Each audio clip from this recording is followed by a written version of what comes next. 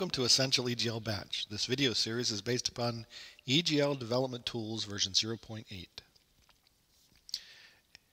Well, we've been working with the EGL program project for a while, so we have a number of different EGL packages from lab.lesson1 to lab.lesson22. We also have a couple of Java packages from lesson 19 and 21. To preserve our work, we're going to export the project. We right-click on the project and select Export. We go to the General folder and select Archive File. And in this case, what we're going to do is at first select everything and then eliminate some of the things that we don't need. So we don't need the project information, we don't need the settings, we don't need the EGL bin file, and we don't need the bin file, which is the Java bin file. And yet, we don't need the generated Java file either, because when we import the file, the EGL development tools will generate the Java for us. So what do we have left? We have lessons 1 through 22, packages for EGL, and we have lessons 19 and 21 for Java source code. The name of our archive file is /lab/zip/eglprogram-22.zip. It's -22 because we have 22 lessons. We're going to save in the zip file format. We're going to compress the contents of the file, and we use the option Create Directory Structure for files, and press Finish. If the file already exists, we click Yes, then we want to overwrite it. Now we switch to our new workspace. And I want to show you what happens if we tried to import an archive file without a project. We select an archive file and a message will appear that says cannot import into a workspace with no open projects. So that won't work. The first thing we have to do is create a project.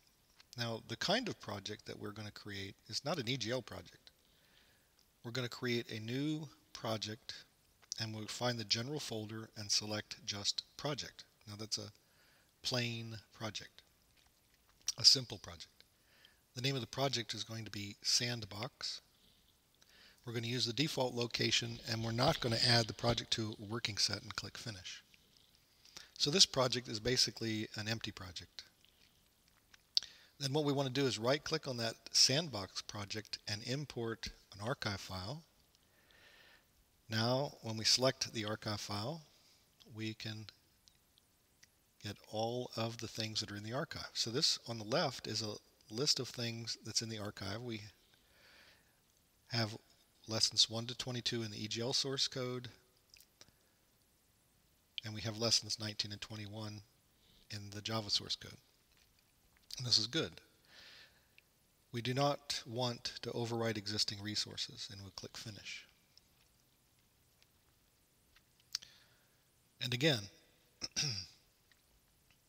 the EGL program folder here in Sandbox is just a folder and not a project. We need to create a new EGL project in our new workspace. So the project name is going to be EGL program. We're going to use the default location and it's going to be a basic project. We click Next. We're going to use the EDT compiler. We're going to override generation settings.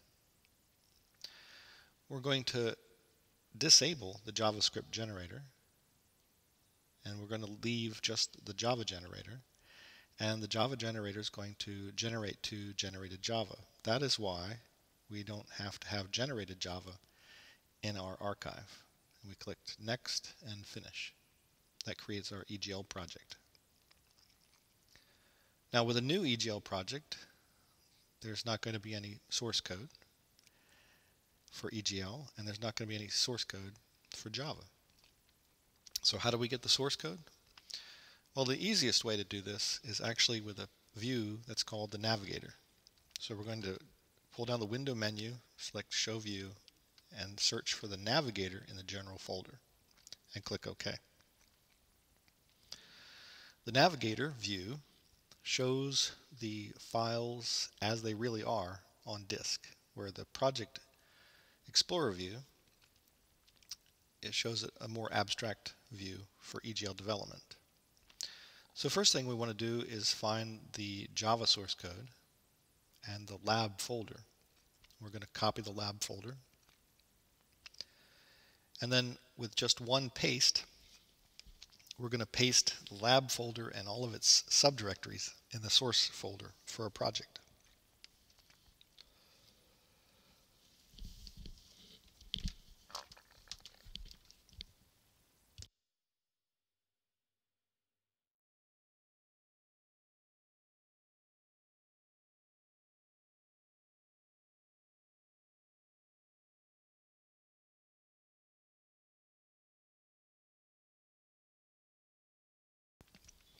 We're going to do the same for our EGL source code.